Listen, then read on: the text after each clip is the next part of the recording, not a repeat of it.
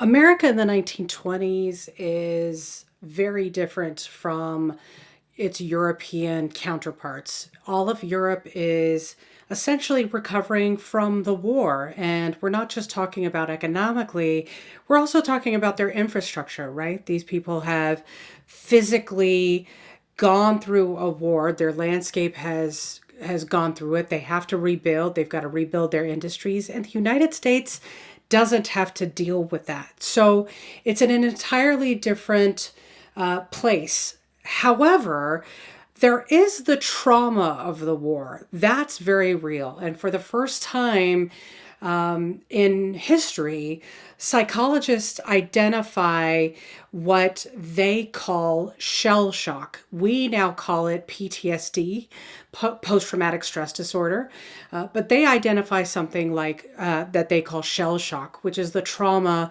that these war veterans endure and have to try to live with on a day to day basis.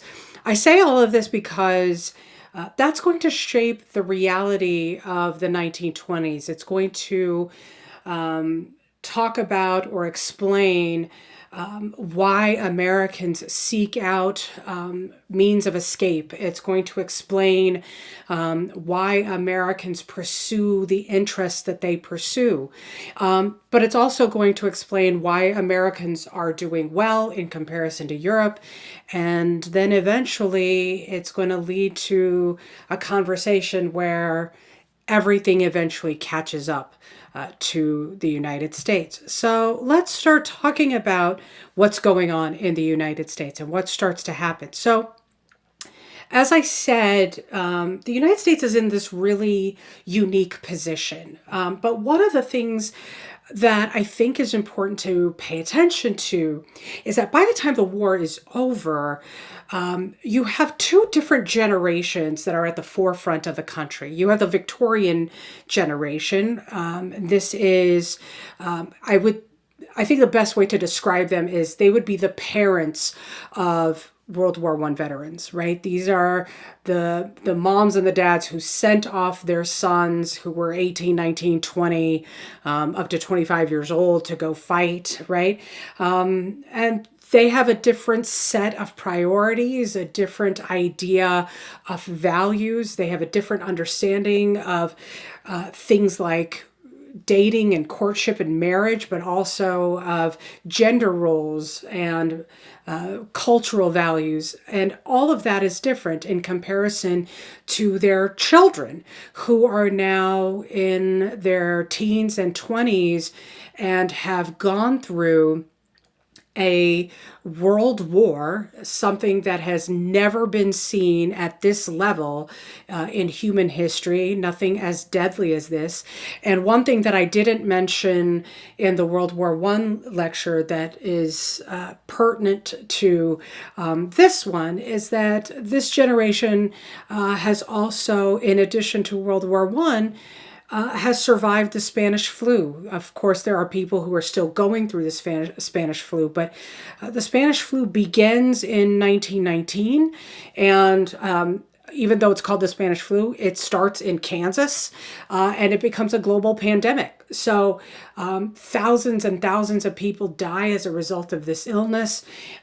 So these are young people who have a very different perspective on life. And as a result, their priorities change. The way that they entertain themselves will be different. And what ends up happening in the 1920s is a cultural revolution.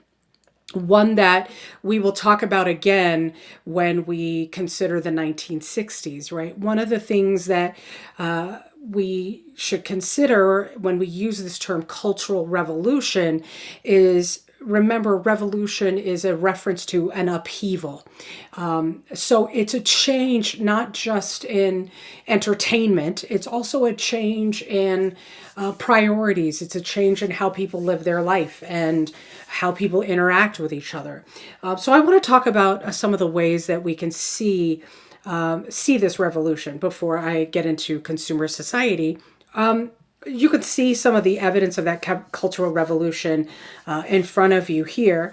We're going to talk about these in more detail as we go on. But you see on the bottom of the screen a band that they call themselves the Jazzing Orchestra. So these are a group of Black musicians who are jazz musicians in particular. Jazz is a uniquely American musical style that's born out of New Orleans, spreads throughout the South, especially through places like Kansas City, goes up through Chicago and into New York. It starts among Black communities, it starts among Black artists. And it is uniquely American in that it is a mix of American music styles and European music styles, but it is created by Black artists. And as it goes through Black communities and builds up a Black audience, what starts to happen is it starts to have a crossover appeal, specifically with young white people who are in their late teens, early 20s, and especially young white people who are of a more wealthy background. So jazz artists would be invited to perform at white clubs. So these artists wouldn't be allowed to eat there or drink there, but they would be invited to perform there. And this sort of thing is something that the Victorian generation have a huge problem with, especially white parents, because they see this as a form of racial intermingling. They don't understand why their children are listening to jazz. Jazz is seen as loud and ruckus and chaos, but most importantly, and to them most disturbing, is that this is what they describe as, quote, Black music, unquote, right? And the fact that their white kids are listening to these Black musicians is problematic to them. And yet and still, it becomes very popular among both Black populations and wealthy white populations. In addition to that, Americans are looking for different forms of entertainment, right? So the film industry gets its early start in the early part of the 1900s. I told you in the previous lecture about how Woodrow Wilson gets to watch a film in 1915 in the White House. But in the 1920s, that's when you start to really see the emergence of Hollywood and the culture and world of Hollywood and the birth of celebrity. So films start to come out with more regularity, but not only are there films, now you have the idea of movie stars, and that's important too. So Charlie Chaplin, who is the guy in this poster for the kid, Charlie Chaplin is the most famous movie star of the 1920s going into the 1930s. He is a silent film star, so he doesn't, there are, in most of his films in his career, he actually doesn't say a word, but he is seen as one of the most funny, certainly one of the most talented, and an incredibly popular character. Whereas this actor in Blood and Sand, which Blood and Sand is a huge film hit, but it's primarily a film hit because of Rudolph Valentino. Valentino is Hollywood's first real sex symbol. And because of that, women really flock to the movies to watch him, and they will watch his films over and over and over again, right? That sort of thing starts to become a real trend, going to the movies just to watch one particular person. For female stars, there are a few people such as Clara Bow and others like her. In terms of men and women, they embrace these sort of identities, like Charlie Chaplin being sort of a goofy, silly character, Rudolph Valentino being being a sex symbol. Clara Bow was also seen as a sex symbol, whereas there were others who were very much the good girl, girl next door type of person.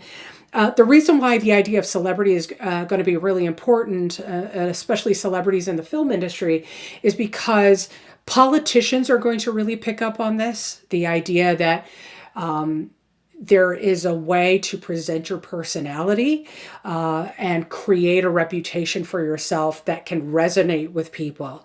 And this is really where it begins. When they start to see how celebrities interact with or connect with larger populations, politicians are really going to try and embrace this idea of endearing themselves to the public in that sort of way. Film and radio will be popular forms of escape for Americans. Radio is not just places where you play music, okay? It's not the way that we think of radio in present day, right? It's not just different stations playing different types, different genres of music. The radio is your entertainment source at your home. It's where you would listen to the news, but it was also where you would listen to dramas. You would listen to mystery shows. You would listen to comedies.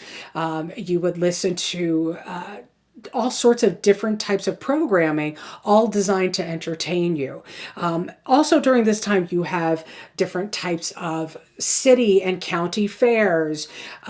All of these things are created as a form of escapism because people are looking for ways to get out of their everyday reality. Because reality is not as great as people want to say that it is, right? So going and watching a movie allows a moviegoer an hour and a half or an hour and 45 minutes of an escape to see somebody else's life and live in somebody else's world. And the same thing for listening to a radio program.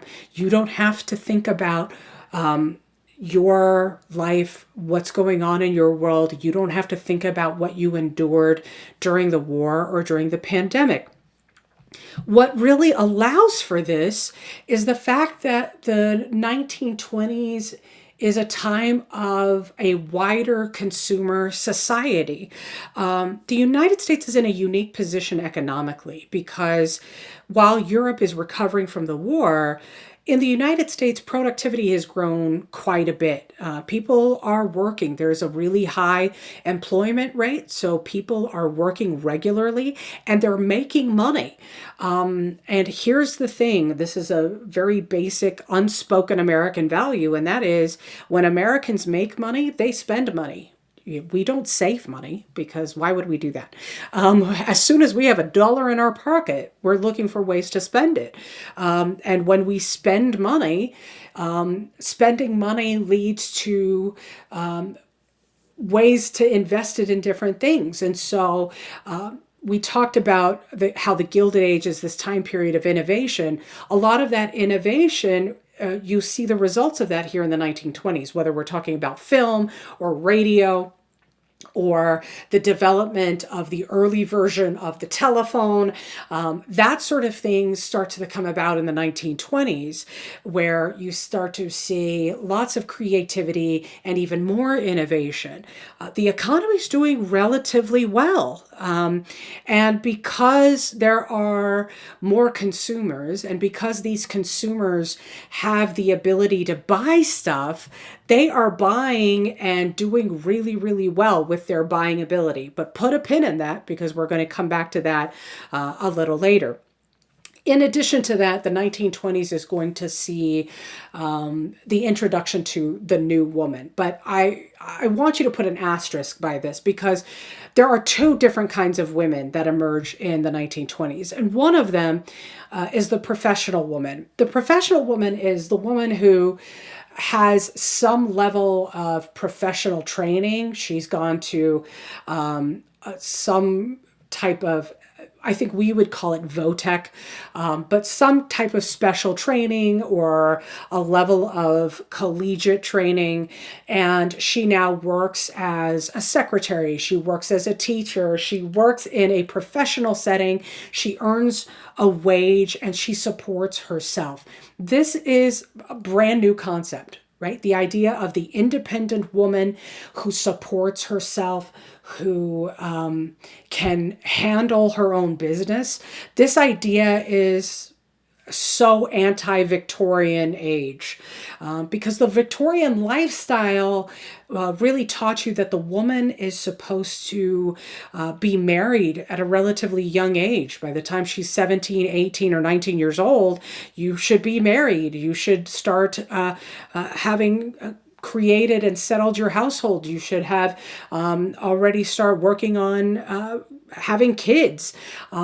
And here are these young women in their 20s who have these careers and aren't necessarily pushing themselves to have marriage immediately. They will get married, they will have children eventually, but they want to enjoy this time of their life first. They want to have a time in their life where they are on their own to have careers, because they know that once they are married and once they are mothers, they won't be allowed, because a lot of times they won't be hired to have their own jobs, their own income.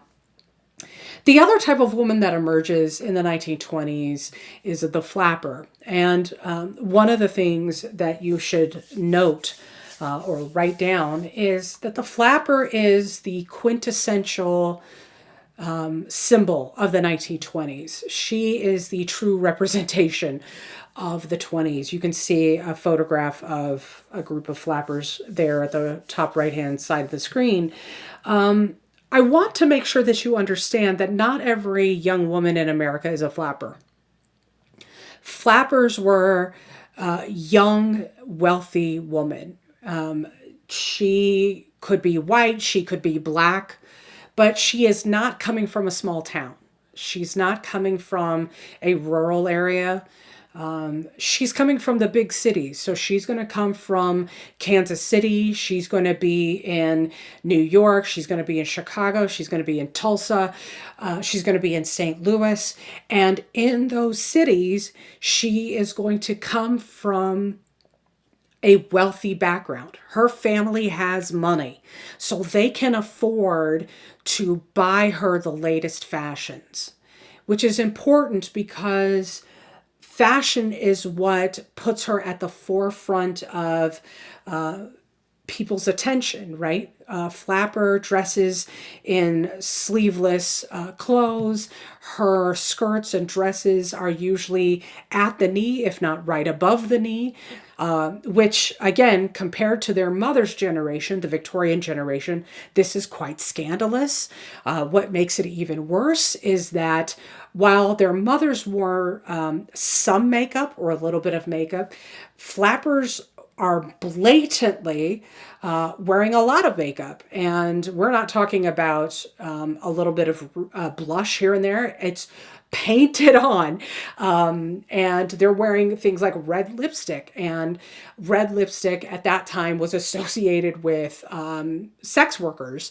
But here are these flappers who are wearing red lipstick. Their hair is super short. Again, completely the opposite of their mothers, who grew their hair long and then would pin it up in curls around their head. These young women are cutting it in bob cuts, very short. But I think the most important thing about flappers is that, aside from their style, is how open and bold they are, right? They are openly flirtatious, for example. They are willing to drink publicly, smoke. They go to clubs and dance and do this, like the dancing position they are pictured in here would be so scandalous to their mothers, right? The fact that they're, one, showing off their legs, and two, standing in that position is quite scandalous, right? But they're also having sex before marriage. And that's, we don't even talk about that, right? But that's the thing. When we talk about the impact of the war, what the war does for a lot of these young people in particular is it forces them to ask this really important question. And we're going to address this again later on. But the question is this: if anything can kill us, whether it's a war or a sickness like with the pandemic, then why should I worry about these sort of random ideas of morality and somebody else's definition of values? Why shouldn't I be able to do what I want? Why shouldn't I spend my life with someone I actually love?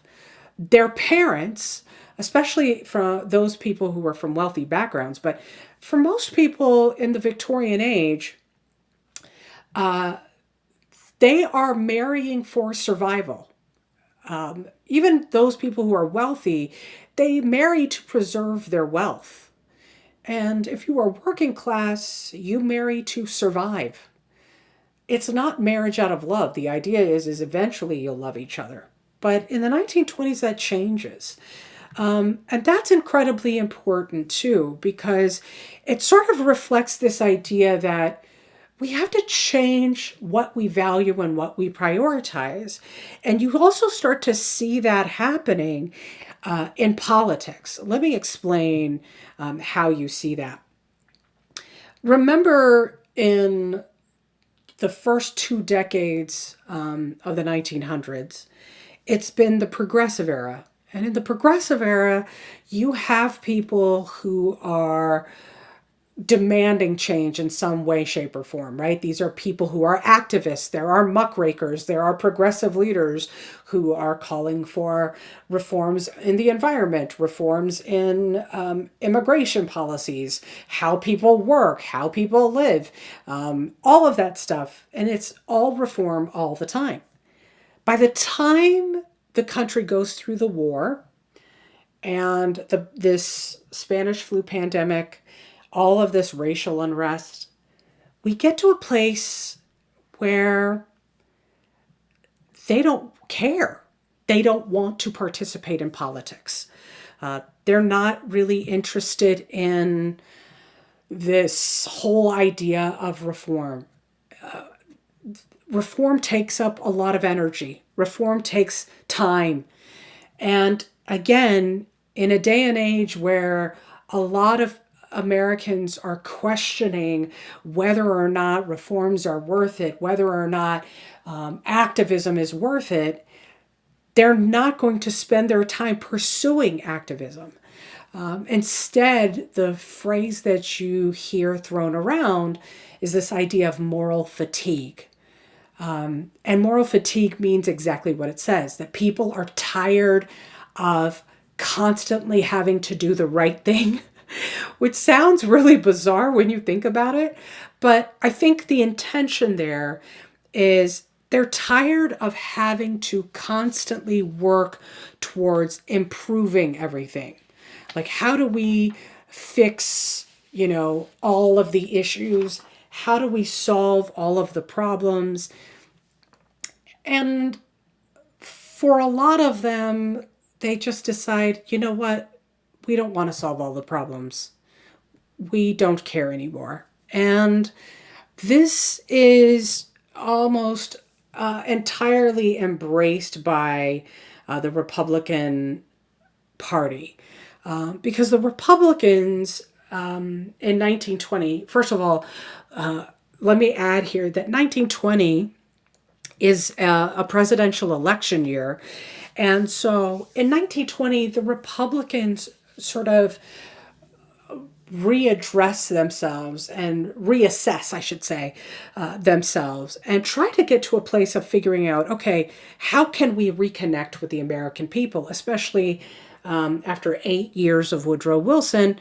How do we reclaim the White House? And they pick up on what Americans are feeling and how the country, the direction that the country is going. And so Republicans adopt this phrase of a return to normalcy. This phrase is about an idea where we just sort of settle down. Like, let's try to go back to an America where we're not dealing with war issues. We're not worried about a pandemic. We're not worried about reform all the time. How about we just not do anything? We just lay back, relax, and let the country do what it does. If you want to shop, shop. When you work, you work. And just continue on as normal, right? Don't push for anything or anyone in particular. And with that comes this guy painted here on the left. That guy is Warren G. Harding, Harding. Warren Harding is from Ohio. Okay, there are so many stories about Warren G. Harding. But here's what I'll tell you, okay? Warren G. Harding from Ohio is not a politician. This guy, first of all, had no real sense of direction or purpose. When you talk about return to normalcy, this is a picture perfect representation of that.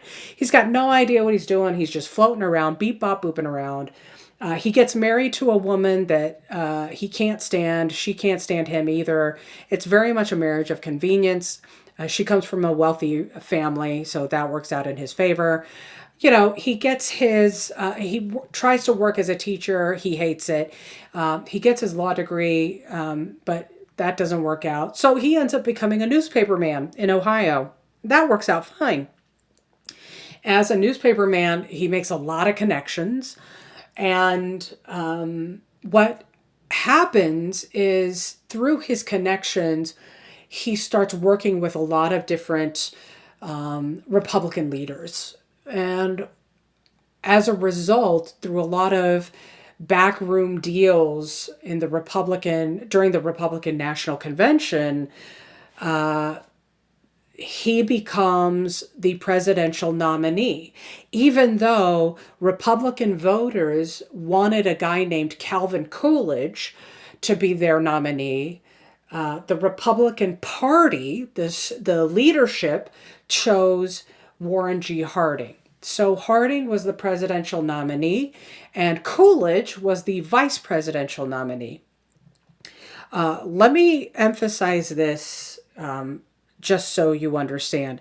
Harding makes it very clear that he has no idea what he's doing. There are multiple letters and diary entries, conversations in which he quotes, in which he says things like, God, this job. He really doesn't know what he's doing. He doesn't like being the president. In fact, when he becomes president of the United States, he surrounds himself with his friends, but his friends are terrible people who really just take advantage of him and take advantage of the positions that they have. So what ends up happening is his presidency is filled with all sorts of scandal and controversy. The one guy who doesn't have any scandal is Calvin Coolidge, because Calvin Coolidge is literally the most boring man ever, which compared to Warren G. Harding is actually a really good thing. If you want to know some juicy stories about Warren G. Harding, email me. I will happily tell you because they're really good. You wouldn't expect it from a guy that looks like that, but they're really good. So Harding is plagued with scandal. There's no accountability for him. Part of that scandal is not just a Harding issue, though. It's a part of the mentality of the era. And that is almost going back to a Gilded Age sort of mentality, but with the consumer in mind. What I mean is businesses and corporations start to really push behind connecting with the consumer in a bigger and brighter, more modern way. And so what you start to see in the 1920s is a more concerted effort behind advertising. For those of you who are business majors and are interested in marketing, here's your historical perspective. Advertising becomes a really big deal in the 1920s, primarily because the technology is better. And also, while people are able to buy stuff and order stuff through catalogs dating back to the 1800s, the decision that's made that happens in the late 19 teens and early 20s is how do we present our materials in a way to push them into the consumer eye, make them more appealing, convince the consumers that they need this product, not that they want it, but that they need it. So whether it's certain kinds of soaps or dresses, a certain type of couch, whatever, it's not just now it's no longer you come to the store and see what you want and see what you like. Now it's about projecting these materials onto the consumer and then drawing the consumer into the business.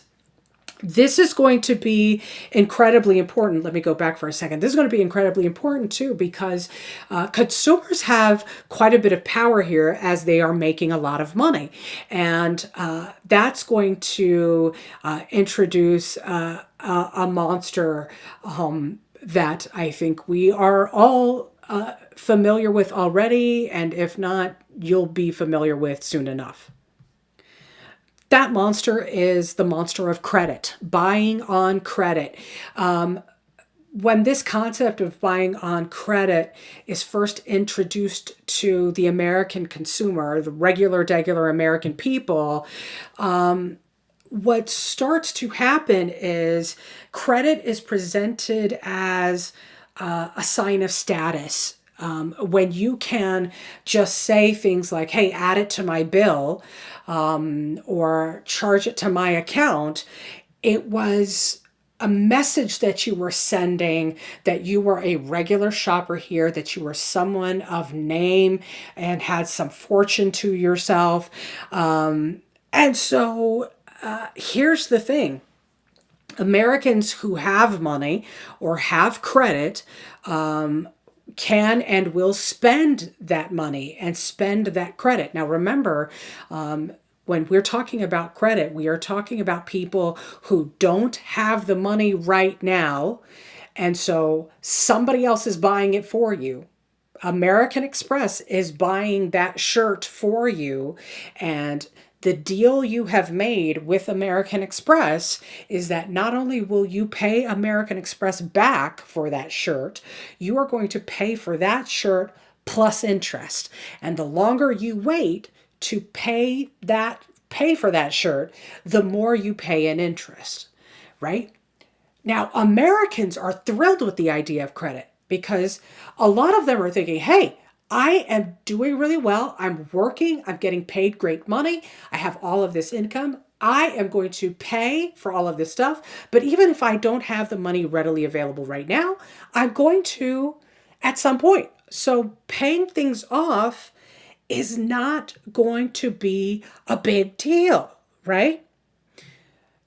But what ends up happening is over the course of this decade, more and more and more Americans are going to be dependent on credit than they are on the actual cash that they have. So they're buying things on credit, on borrowed money, rather than on the actual cash that they have, which is going to lead to trouble. Okay?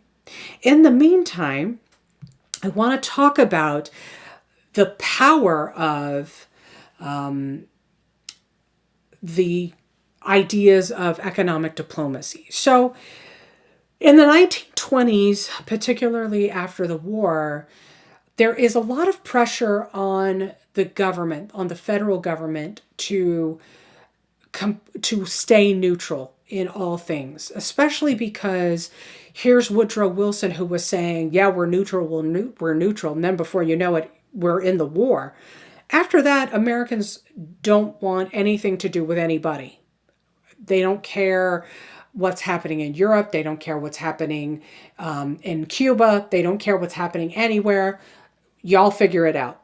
We want nothing to do with anybody. Okay? So, to a certain extent, militarily, we get it. Okay? So, what starts to happen is the federal government starts to cut back on the size of the military. I'm going to say that again because this is going to come back up when we talk about World War II. The American government starts to cut back significantly on the size of the military to where we only have tens of thousands of actually enrolled military members, if even that, who are on the payroll. We reduce the size of available weaponry and ships and tanks. And we do zero to little work on technology and developing weaponry. Like when I say that Americans are demanding neutrality, I mean neutrality in every sense. Nobody is interested in the military at this point. But that's not necessarily going to work because the country's economy is dependent on trade. And we're a little bit on the struggle bus here because our primary trade partners are really hurting economically, and I'm talking about Europe. So the question now becomes, okay, how do we handle this in terms of economics? Well, the economic diplomacy is really run by private banks. Private banks in the United States are really at the forefront of diplomacy. They are making private loans to England, to France. They are negotiating financial agreements with foreign countries. And that is how we establish diplomatic relations. And that is really problematic. You are putting the country's economy at risk, but you are also putting the country's diplomatic relations at risk, right? But for a country that has decided that we don't care about anybody else and what's going on anywhere else anymore, that actually works really well, right? Now, the other thing that I want to emphasize here is the message of this this flyer, and that is America first, right? We've seen this messaging before, and America first can take on all sorts of connotations, but in this context, it matches why banks are now in charge of economic relations, and that is Americans don't want to have anything to do with foreign policy whatsoever, right? Their priority is everything related to domestic policy. So, with that in mind, I want to talk about one particular aspect of domestic policy, and that is civil liberties. So, I've introduced the concept of civil liberties already because we talked about it in relationship to workers' rights, but I want to talk about how this really comes up during the 1920s. So remember, when we talk about civil liberties are your individual rights that are protected from governmental interference, right? So when we talk about your the rights that you are guaranteed by the Constitution, particularly your First Amendment rights, this is basically civil liberties are declaring that the government cannot interfere in your exercise of those rights. That's the point here. Those are the individual rights that we're talking about. Now, what's happening here is In 1923, there is an article that appears in a magazine called The Nation. And in this article, it talks about violence that is taking place across the country and why these acts of violence are happening. So it addresses lynchings that are happening in Alabama, Arkansas, and Florida. And remember, of course, we've talked about lynchings already. Lynchings have been an ongoing issue. The article also mentions an undergraduate student at Columbia University who was beaten by a mob of students because he wrote a letter to the university newspaper. And in this letter, he was defending the freedom of press and freedom of speech. In other words, he was defending the First Amendment. And a mob of students found that guy and beat on him. Then there is an incident that was covered in this article about a union leader in New Jersey and 400 union members in California, all of whom had been arrested because they were speaking out about working conditions. This article also talked about the increased occurrences of censorship. Novels were being censored, works of art were being censored, news stories were being censored. So, in other words, people were working actively to ban books, hide works of art, prevent articles from being published. And essentially, what this article in The Nation was saying was, here we are, a nation that prides ourselves on having the First Amendment, the freedom of expression, and the freedom of press, among other things. But the exercise of that right, actually using that right, is prohibited. So we like to talk about it, but we're not actually allowed to use it. And that's where this term free mob comes from. This nickname comes from a British novelist named D.H. Lawrence. Lawrence, as a novelist, writes all sorts of stuff, but in light of what was happening across the country, and especially after reading this article, Lawrence calls the United States the free mob. And he does so because he is criticizing the Americans. And he says, Americans pride themselves on being the land of the free. But the land of the free has destroyed the right to dissent. And that's why he called Americans the free mob. Oh, you're free, but you act like a mob of people coming together to attack anyone and everyone who chooses to exercise that freedom. If you don't like how someone exercises their right, then you have a problem with it. Think of it this way.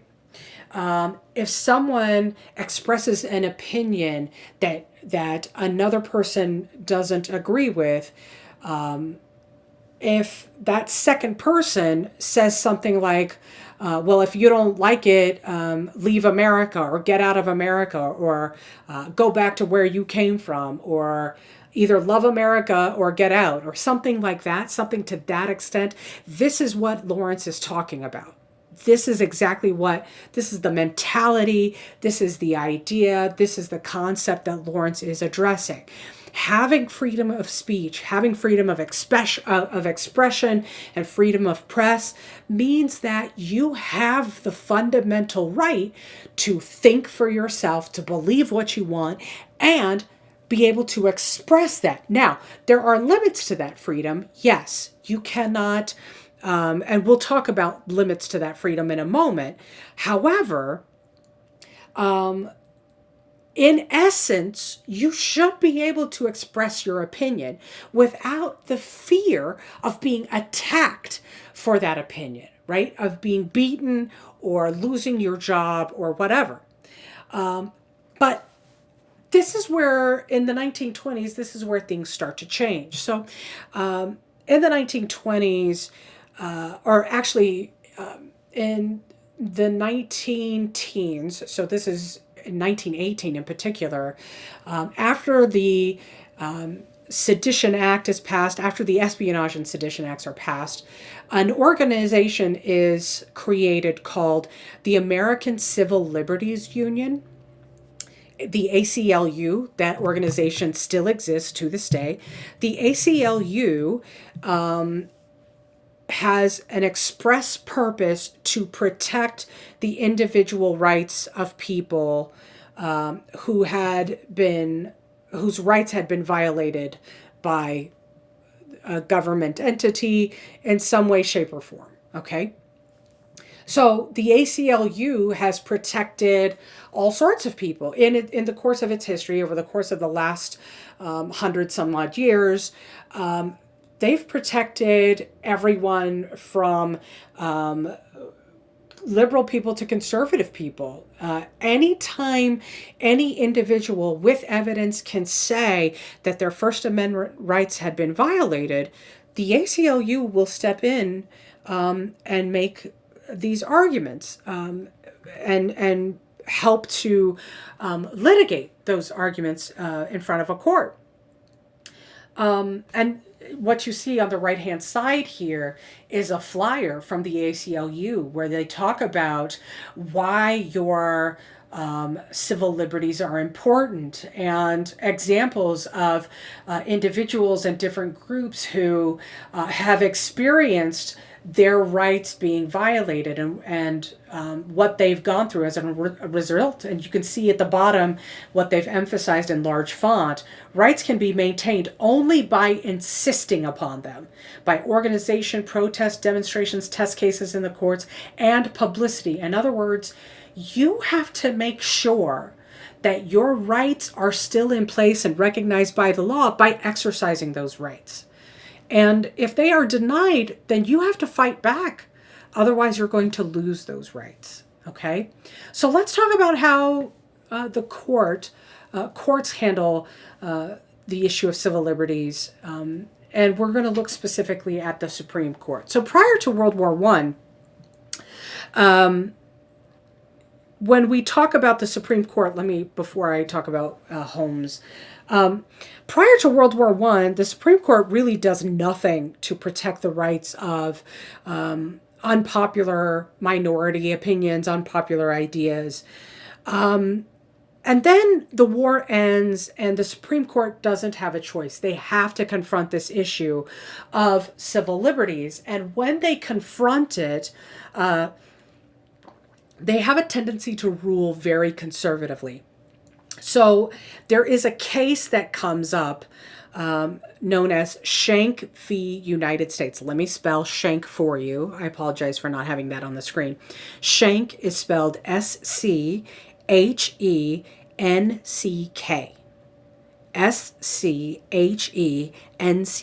Schenck. Schenck v. United States. So Schenck is Charles Schenck. Charles Schenck was a socialist, and during the war, he distributed anti-draft leaflets through the mail. Okay, so of course he's arrested for violating the Espionage Act because he was seen as disrupting or interfering with military action, right? So that leads me to these Supreme Court justices, Oliver Wendell Holmes and Louis Brandeis. So Oliver Wendell Holmes, during this Schenck case, Holmes basically says that the First Amendment, because what Schenck is going to argue is, listen, under the First Amendment, I have the right to distribute that kind of leaflet. He says, I'm not telling anybody to, start a military coup. I'm not telling anyone to attack someone who's in the army. I'm just telling them to not, join the military. Don't sign up for the draft. So Holmes says, listen, the First Amendment doesn't stop Congress from prohibiting speech, especially when the speech presents what he calls, and I quote, a clear and present danger.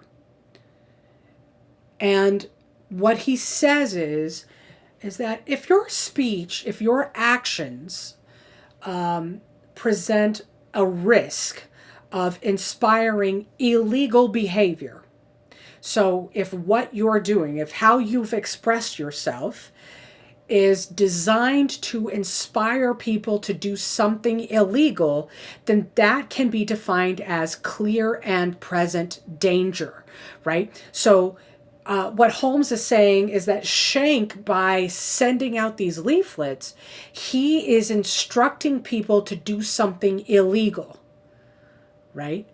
And at that time, when the Espionage Act is the law of the land, he is instructing them through these leaflets to break the law.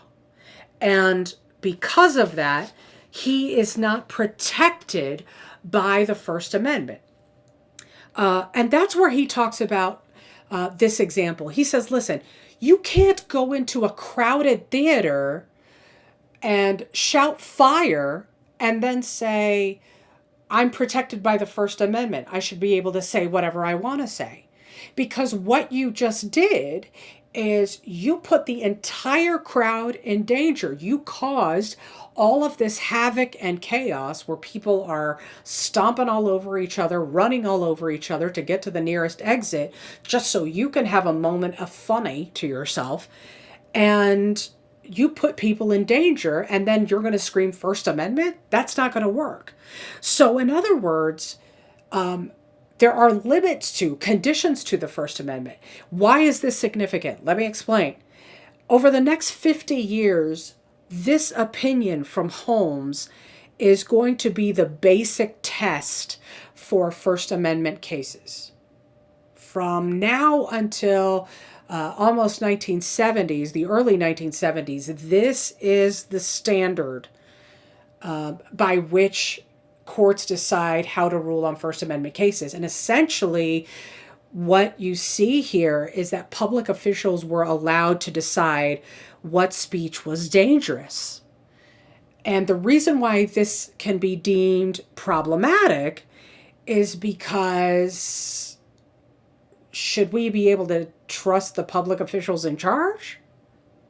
Yeah, mumble, mumble. Now, the other guy that I want to talk about is Louis Brandeis, because Brandeis and Holmes will work together in this next part that I want to talk about. So in 1919, a case is brought up before the court about 6 individuals who were found guilty for distributing pamphlets that had been critical of American intervention in Russia after the Russian Revolution. That's a whole separate story. Basically, Woodrow Wilson thinks that he can bring back or restore some semblance of a different kind of government. He's trying to get rid of the communists, so he tries to orchestrate a strange invasion of Russia, a military invasion of Russia. Let's just say it doesn't work. So 6 individuals put together pamphlets in which they are super critical of Wilson's decision and the American invasion. And so, of course, this is seen as a violation of the Sedition Act. The Supreme Court upholds the conviction of these 6 individuals. The Supreme Court, the majority say, you know what? This conviction is correct. We agree. However, there are 2 dissenting votes. The 2 dissenting votes are Oliver Wendell Holmes, the guy who just said Schenck doesn't have any standing in his case, and Louis Brandeis. And the reason why they dissented is very important here. The interesting twist in this dissent is that Holmes and Brandeis, who will find themselves, dissenting together in a lot of cases.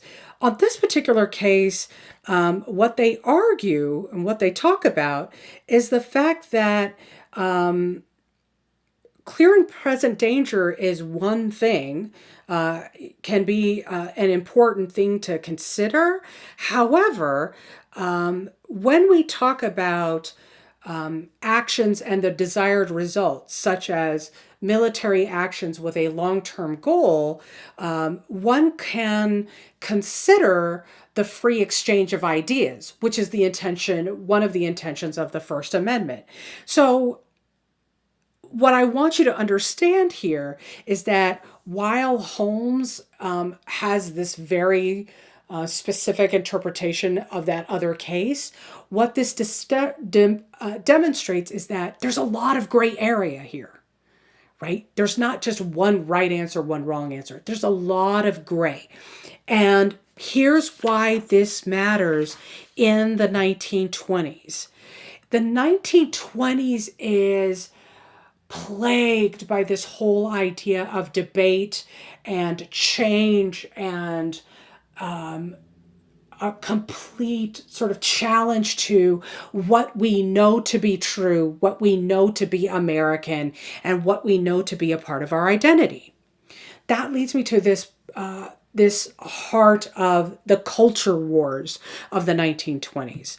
The culture wars of the 1920s is really about traditionalists who are fighting against the modernization of America, but specifically when it comes to a morality perspective.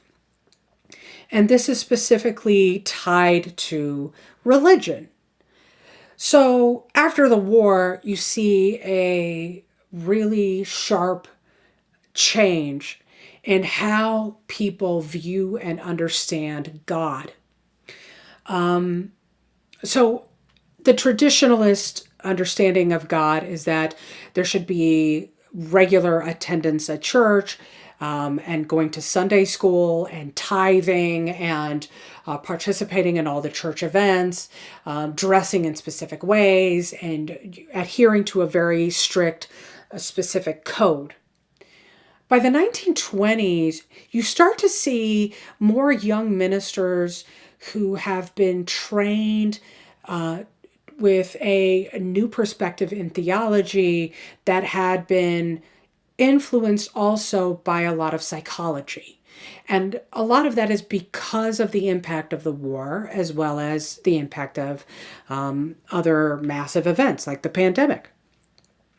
So what starts to happen is while the older generation adhere to this traditional understanding of morality and religion and religious practices, you start to see a shift where young people don't necessarily believe that they have to go to church every Sunday or, attend Sunday school or go to every Bible study. And then on top of that, these new ministers are basically saying things like, listen, it's okay if you're angry at God. It's okay if you don't understand God. It's okay if you're upset with God. It's okay if you rant and rave at God, because God understands it. God is not this being who sits on a throne and sits only in judgment of you. God is also your father and loves you as a father loves a child. And it becomes a very different understanding of the relationship between man and God. Okay? Whereas in the traditional church, it's definitely not that. As people start to find themselves attracted to what they see as a more enlightened approach to God, traditional religious believers find this really problematic because this is liberal, this is including a lot of science, you're humanizing God too much, you're making God too normal, and that's a problem. And this is best sort of exemplified in the Scopes trial in Tennessee. The Scopes trial was a legal challenge that takes place based on whether teachers should be able to teach evolution in biology. Now, here's the thing. A vast majority of states called for the teaching of evolution in biology classes because it's science. That's just how it goes. But there had been a concerted effort in the South to remove evolution from the curriculum and instead replace it with the teaching of the creation story, specifically the Christian creation story. I should add here that every religion has a creation story. So in this case, they specifically wanted Christianity's version of the creation story. So this campaign isn't all that successful, except for in a couple of places. One of them is Tennessee. So there is one biology teacher, a guy named John Scopes, who wanted to teach evolution, and obviously a law is passed in Tennessee that says you cannot. Because conservatives widely believed that teaching evolution was a challenge to Christianity, even though evolution was based in science and creationism was based on faith, right? So faith belongs in the faith realm, and evolution and science belong in the science realm. So clearly two separate entities. And here's the other thing. People who adhered to the modern view and modern understanding of God had no problem with the teaching of evolution because they saw it as science, right? And that the teaching and learning of evolution did nothing to compromise the existence of God. It did nothing to lessen the existence of God. So the ACLU, the American Civil Liberties Union, approaches John Scopes and says, hey, if you are willing to teach evolution and break the law, we would be willing to represent you in a trial because we need to prove that, teaching evolution is actually something that students need to learn about. This is a principle of education and not a faith. And so this is described widely as the trial of the century, and people from all over the country start to show up in Tennessee in the summer of in this summer, and of course the ruling is that John Scopes broke the law because of course he did. But the real heart of the argument is this.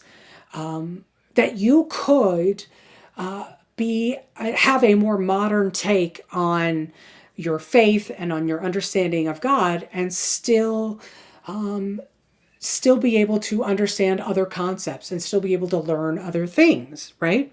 But this also furthered and deepened the divide between generations, as well as people living in rural areas versus urban areas, because people living in urban areas tended to lean more modern, whereas those in rural areas tended to be more traditional. And then on top of all of that, there is the emergence of what is known as the Second Klan. By the Second Klan, I'm still referring to the Ku Klux Klan. What I mean is it's almost a rebirth of the Klan. When I talked about the Klan in Reconstruction, the Klan during Reconstruction was a organization that was designed to preserve the identity of the Confederacy. In the 1920s, the Klan is designed with a brand new purpose, and that is to fully embrace 100% Americanism. Meaning we are here to make sure that native-born white Anglo-Saxon Protestants are at the top of the American social pyramid, the American economic and political pyramid, and that everybody is subject to them. These are the true Americans. These are the 100% Americans, right? So it's getting into this idea of who is the true American, who has a true American identity.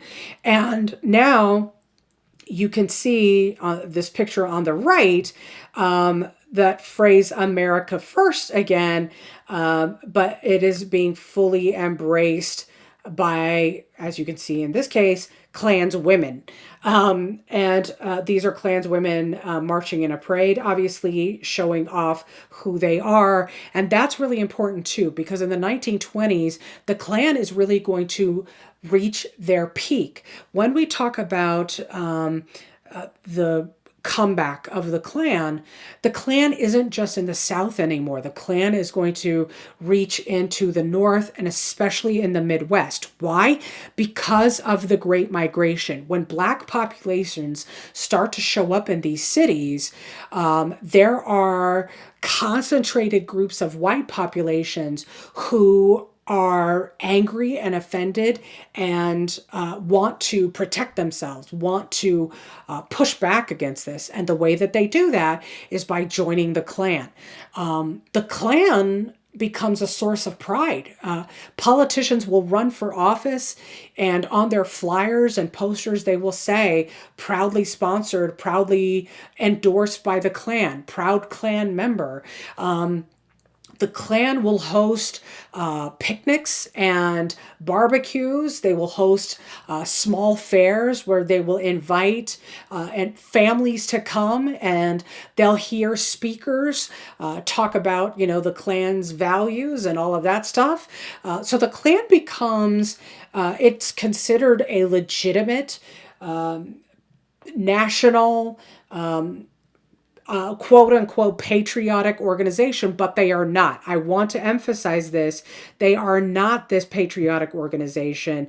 They are very much a organization that identifies with a very specific definition of what they're looking for in America First, right? Because they are looking for specific kinds of Americans who fit that image and that definition.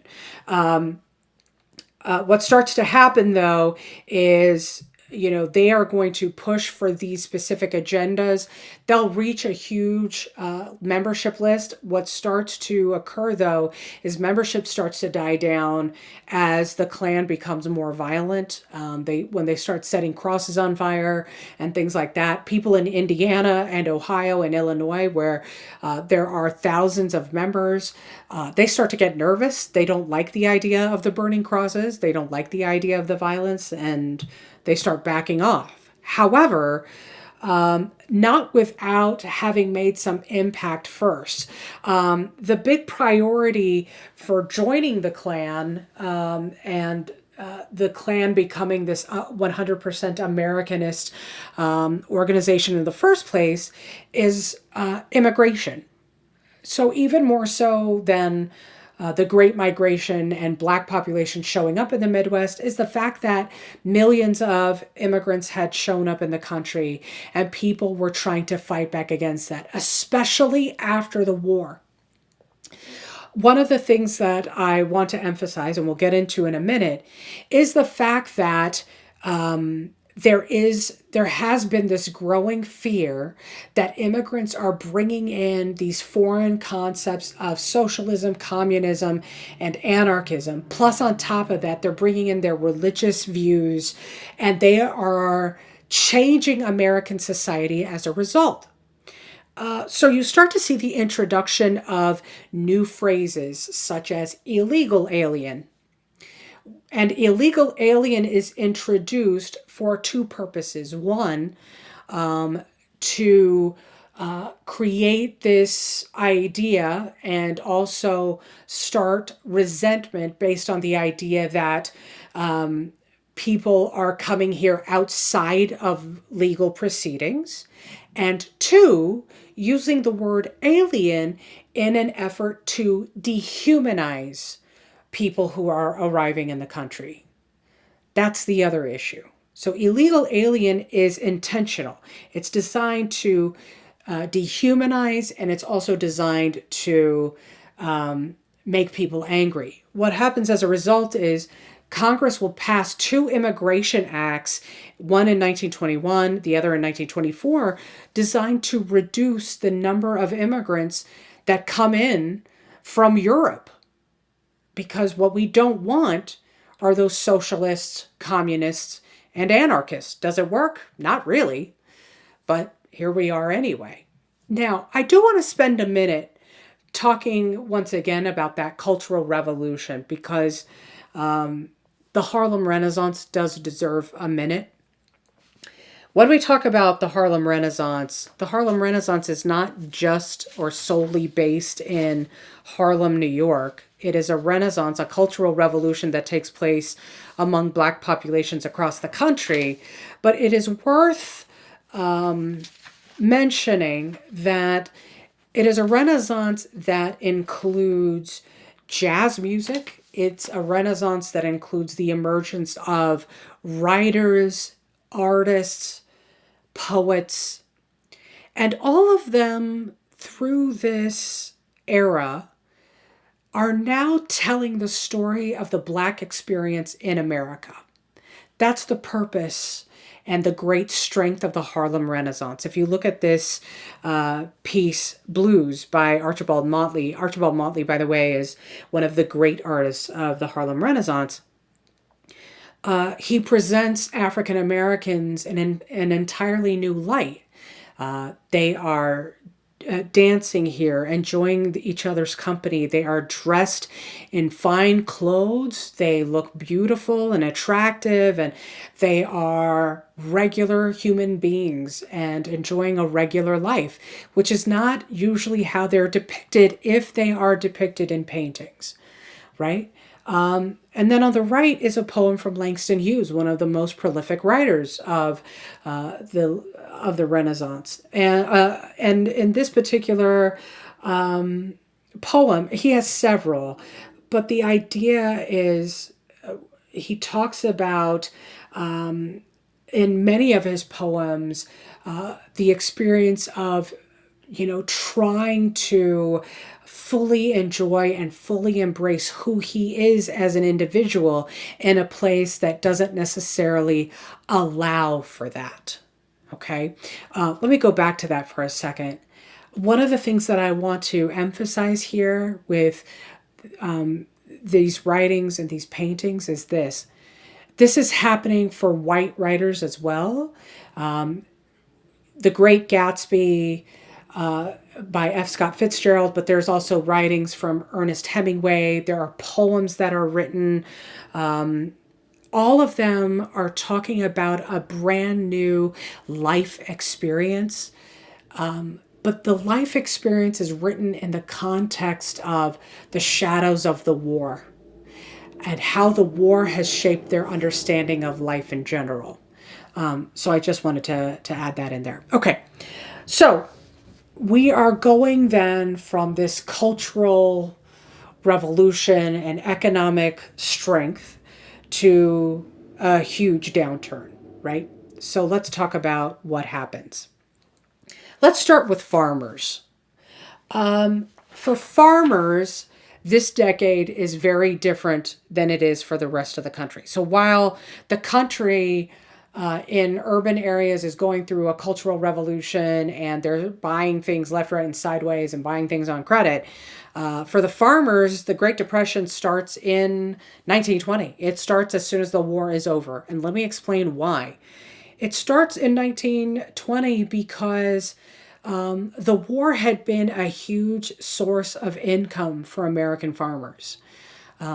Europeans had become dependent on the American farmer. And as long as the war was going on, the farmers could grow as much as they could and use the Europeans as their primary market. But then the war was over and Europeans went back to their farms and Europeans were able to go back to start growing their own materials. And that market is closed to them. And that actually leads me into talking about the long-term causes of this depression.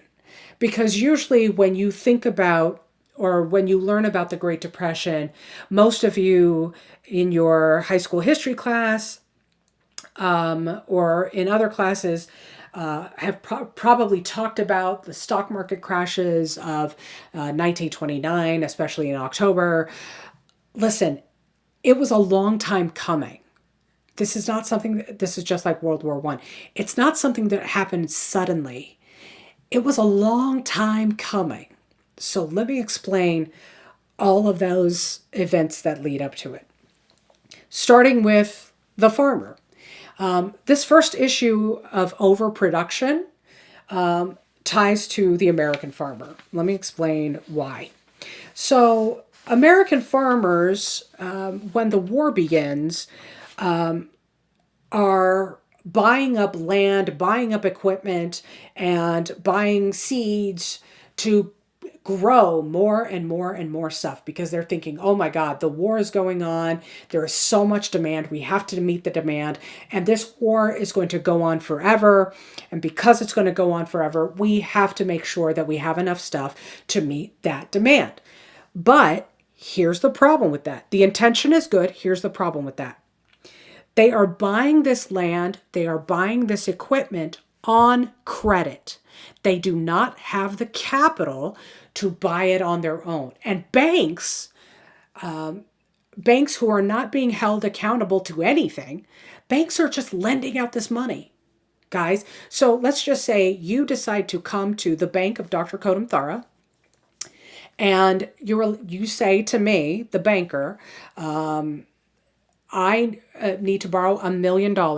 And so I ask you randomly, okay, what do you need $1 million for? You know what? I need $1 million because I have a dream to build the fastest airplane in the history of the world. Okay, granted, you don't have any sort of engineering experience. You don't have any kind of constructive experience whatsoever. You suck at math. You don't know anything about combustion, nothing. And I say to you, you know what? That sounds like a great idea. I would love to be on that plane someday. Here's $1 million. That's what these banks are saying to these farmers. You don't have any capital. You don't have any actual cash anywhere, but the war is raging. So here's all this money. Buy all the land you need, buy all the equipment you need. Okay? So the banks are guaranteeing these loans, even though these farmers did not qualify for these loans. There is no possible way that these farmers are going to be able to pay them back. None whatsoever. So farmers are actually hoping, and this, I'm not saying this as a way to criticize farmers for wanting the war to go on, but farmers are actually hoping that the war lasts long enough so that they can actually start making a profit from the war. But of course, the war ends in 1919, so there's no profit. And in the meantime, Europe cannot pay back their loans because Germany has taken on the entire debt. They don't have any money to begin with. They don't have any industry, no factories. They've lost a significant portion of their workforce. They're not paying back England, France, Italy, nobody. And those guys aren't paying us back. And farmers aren't getting any kind of money. In the meantime, the land that these farmers just bought are still growing things. Still growing all the things. And they've bought all of these animals. So the chickens are still laying eggs. The cows are still producing milk. All of that stuff. And here's what makes it worse for the farmer. Because I know what you're asking. What about the Americans? The Americans should be able to buy stuff, right? Well, the Americans, in the meantime, bought themselves this newfangled technology called the refrigerator. And now that they have refrigerators, they can store things for longer. They don't have to buy milk every day. They don't have to buy eggs every day. They don't have to buy cheese or butter every day. They can store things like meat and keep it for longer. So farmers have all of this stuff that's not going anywhere. And you have an entire population of people across the country from New York to California with all of this material, all of this stuff, and no one to sell it to. Okay? Markets are slowing down everywhere. If people aren't buying stuff, you're not selling stuff. Okay? And if you're not selling stuff, you can't afford to hire anyone. So you're not going to, because you can't pay them anything. And instead, what starts to happen is you start letting people go. And farmers are doing that. Eventually, that's going to lead to companies doing that. What starts with farmers is going to lead to small businesses doing the same thing, and the small businesses are going to lead to larger businesses doing the same thing, which leads to the next factor, and that's underconsumption, meaning people aren't buying enough stuff. When we talk about people not buying enough stuff, there's a couple of reasons why. Because of this lack of the ability for countries to not be able to pay down their debt and all of this stuff, there are some larger issues that we'll get into in a minute. But it starts to trickle down to affect the everyday American consumer to the point where Americans aren't getting paid as much anymore, right? Americans start losing their jobs, or their hours at work are cut. So, the logical solution to this, if you're a factory owner, if you own a certain industry, the logical solution to this would be to cut prices, right? Cut the prices of your existing commodities, stop production, cut the prices of what you've got on the shelves right now. And so that would help to increase the demand of your product. So that way consumers have access to your product, they buy more, and that increases the demand. Okay? Let me explain to you what actually happens. And this is the most insane, stupid thing ever. Prices remain the same, and so did productivity. So rather than cut production and cut prices, the market becomes saturated with commodities. Let me give you an example. So Ford Motor Company is dealing with an overproduction of their cars. No, of course nobody's buying cars. So what do? You should stop producing cars and sell these cars for cheaper. Make it affordable for more people to be able to buy the cars. What does this company do? This company continues to produce cars, and they are selling them at the exact same price as they were selling them before. The insanity of it. So now you have car lots that are packed with cars that nobody is driving anywhere. Anywhere. Here's the other option, the other possible solution, and that is pay your workers more. Like whatever workers you have left, increase their consumer power, right? If you pay them more, they will spend more. Remember what I told you earlier. When Americans have money in their pockets, we buy stuff. And this is the thing. Buying stuff means that you are putting things into the economy. When consumers spend, that means they are investing into the economy. When they invest into the economy, that keeps the economy going, right? Even if it's on steam or on fumes, at least you've got something going. Instead, what happens here is everything remains stagnant. It stays the same. So consumers are only buying what they can absolutely afford, and even then at bare minimum, because these people got bills to pay. They got to pay rent or their mortgage. They got to pay regular bills on the monthly, and they got to pay for food. They got to feed their kids. They're not going to, buy the extra dress that you've been advertising for. That's not something that they're going to care about. So the question is if you're starting to see this happen over the course of a few years, and when I say a few years, this is really starting to pick up in the mid-1920s. So this is a few years of buildup here.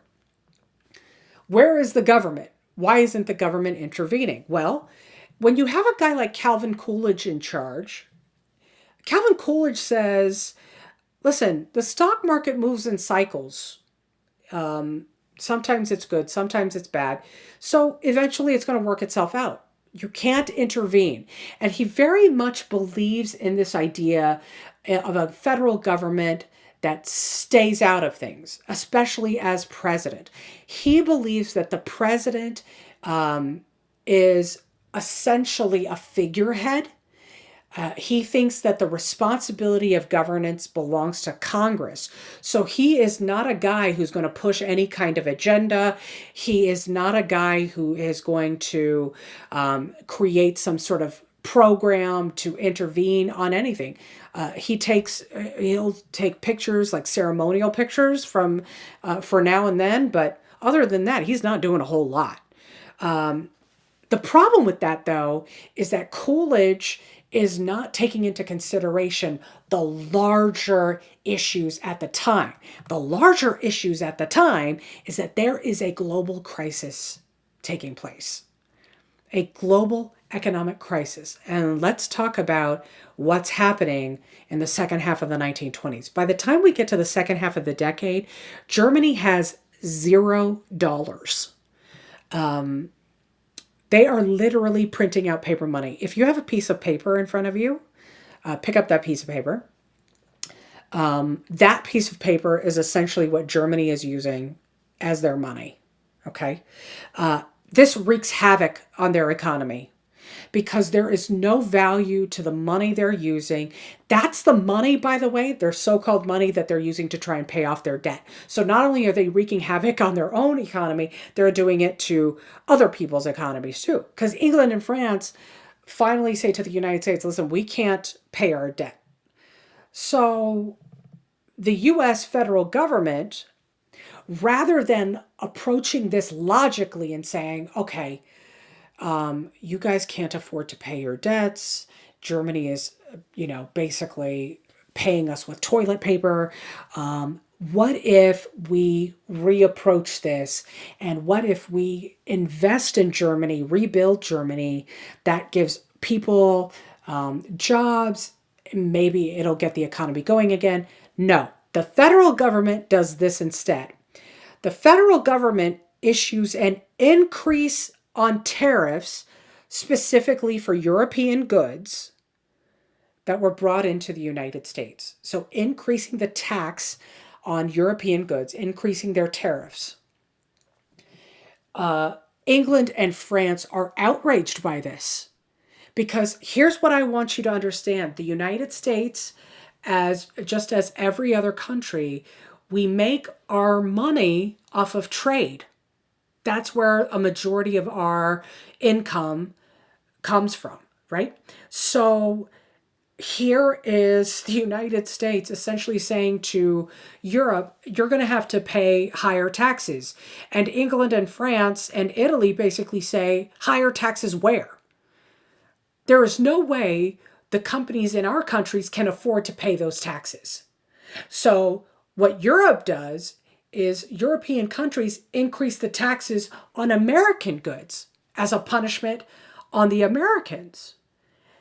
And what ends up happening is trade comes to a complete standstill because Americans can't afford European goods and Europeans can't afford American goods because the tariffs have been put in place. So now nobody's making money. Trade is at a complete and total standstill. And by the time we get to this point, we have a new guy in charge. And that guy is Herbert Hoover. Now, let me explain something about Herbert Hoover that's really important here. Herbert Hoover is not a bad guy. That's my way of introducing him. When I told you about the 100,000 Americans who were trapped in Europe as the war broke out, Herbert Hoover single-handedly for getting all of those Americans out of Europe and back into the United States. That's the guy.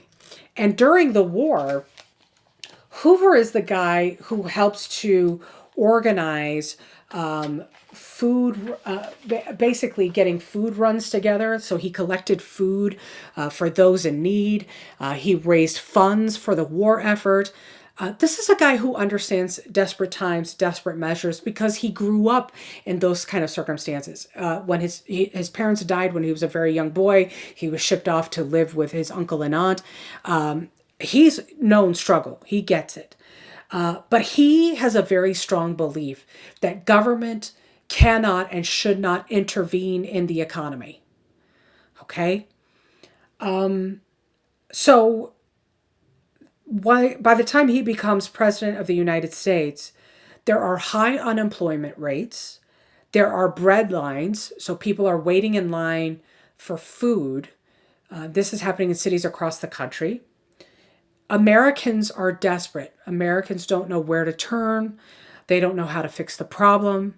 They need somebody or something to reach out to help them, to give them an encouraging word. The problem, though, is for all of the good that he has done, Herbert Hoover doesn't know how to respond, or how to lead, I should say. He doesn't know how to lead with empathy. And instead, he keeps insisting that the government has a very specific responsibility, and it does not include intervening in these kinds of issues. And he says if it does, if it intervenes in how Americans deal with an economic depression, it will permanently change the relationship between government and citizen. He says citizens will become dependent on the government, and the government will be too imposing on the citizen. And, while he makes a legitimate argument about creating a codependent relationship, the problem, though, is that he's also not offering any real solutions that could help, except for this option of the Reconstruction Finance Corporation, which is installed in 1932. The Reconstruction Finance Corporation is the one thing that I think is worthy of note from Hoover. It was technically created by Congress, but signed into law by Hoover as a government-sponsored institution that provided financial support during the Great Depression and World War II. But the financial support is specifically designed for businesses, okay? And if businesses wanted help, they had to ask for it.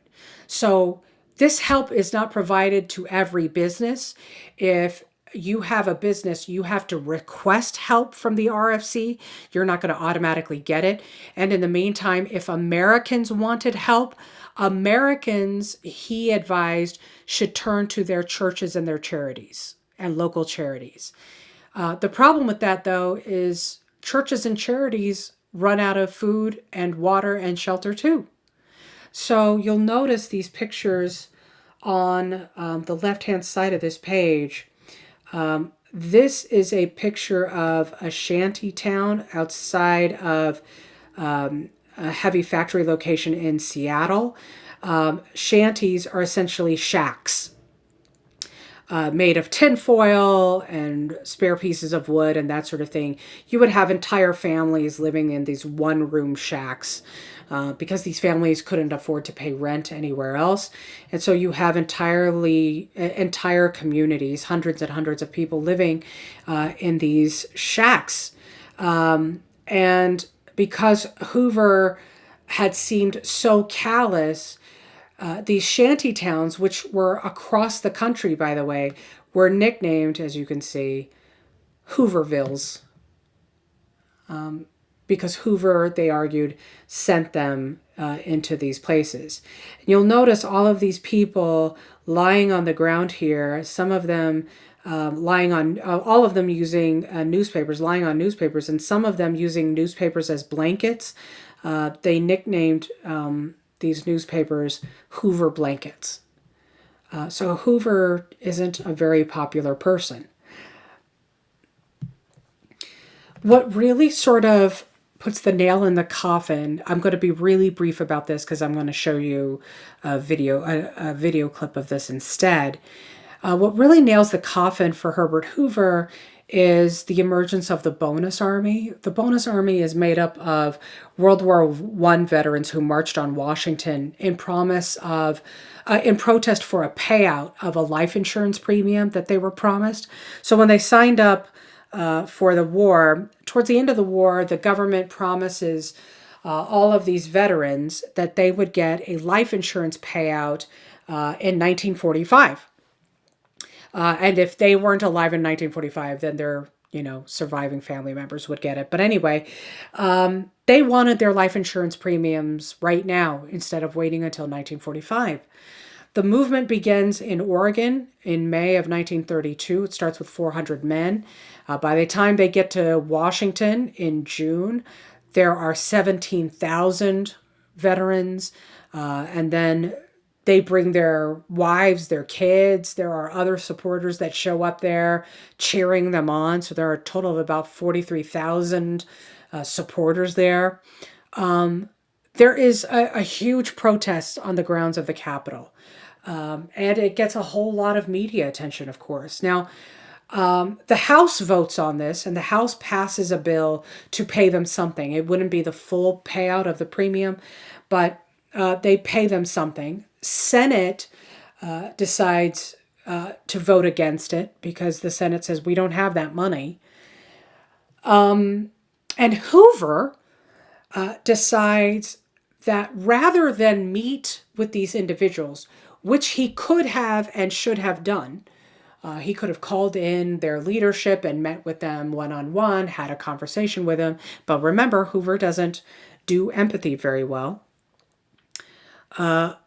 On July 28th of 1932, he's asked about the bonus marchers, and he refers to them in this really sort of dismissive way. He calls them the so-called bonus marchers. It's clear that he doesn't care, and he doesn't take them very seriously. So much so that he actually sends in the army with tanks to drive them off of Capitol grounds. And the army sets fire, as you can see in that bottom photograph, they set fire to the camps. I'm going to show you this clip of what happens to the bonus marchers so you could see what...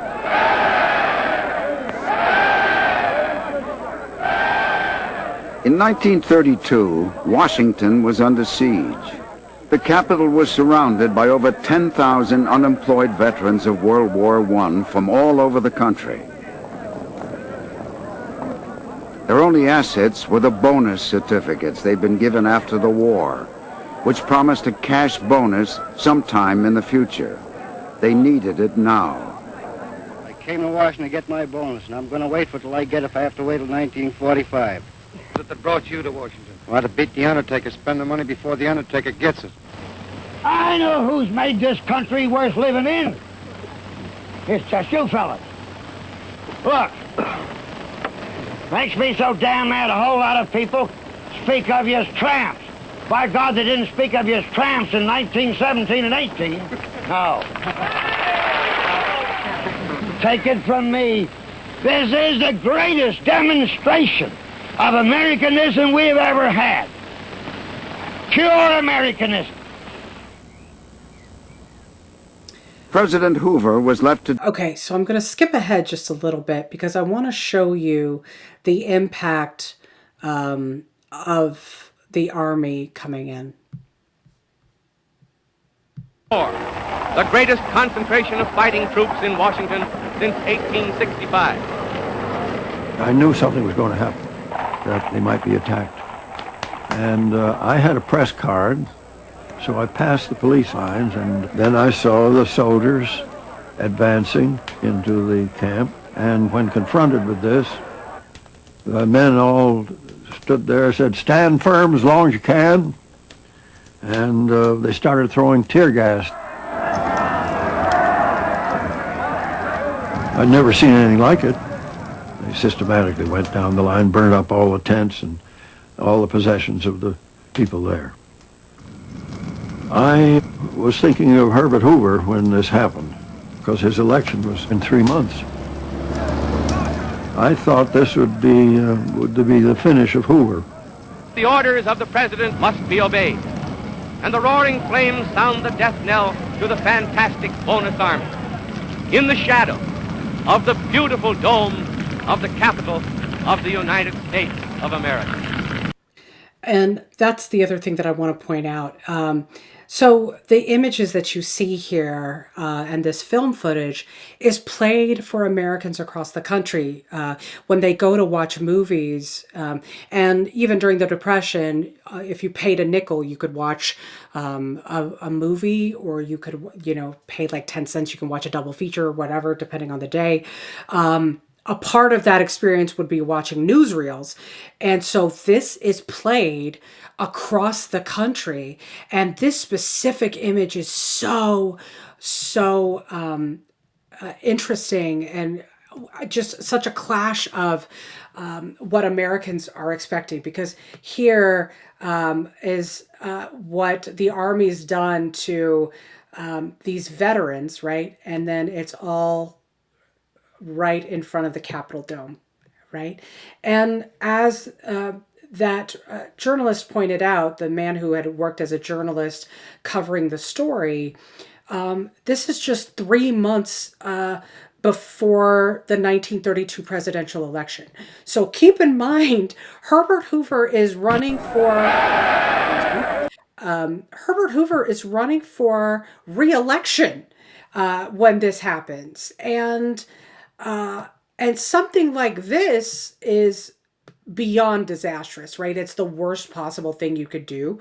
But let me just make it even worse. He's running against Franklin Delano Roosevelt. And Roosevelt is literally the exact opposite of Herbert Hoover in every possible way.